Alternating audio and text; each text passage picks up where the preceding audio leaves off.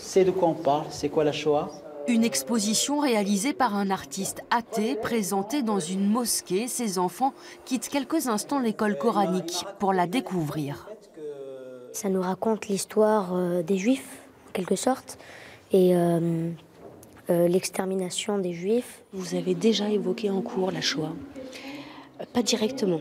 Nous essayons de faire ça en amont, anticiper ces choses-là en parlant de respect des autres religions, des points communs qu'on a avec les autres religions. Et on compte sur le système scolaire pour combler la partie historique de l'histoire. C'est vraiment la symbolique de l'aquarelle, c'est que les mots, aujourd'hui, une parole, une écriture, peut influencer parfois le destin d'un homme ou d'un peuple. Sur des réseaux sociaux, il y a souvent des gens qui écrivent sale arabe, retournez chez vous, des fois on sale noir et tout.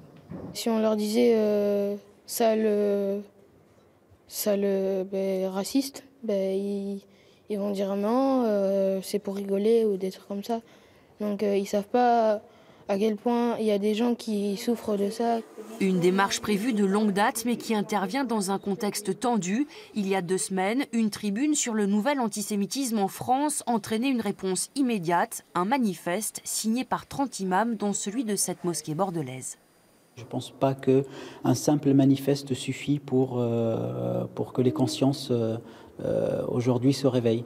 Et donc je pense que le vrai sens du travail, c'est ce qu'on fait peut-être ici, modestement à Bordeaux. Dans cette ville, les représentants des différentes communautés religieuses se réunissent régulièrement et cet échange existe depuis plus de 10 ans.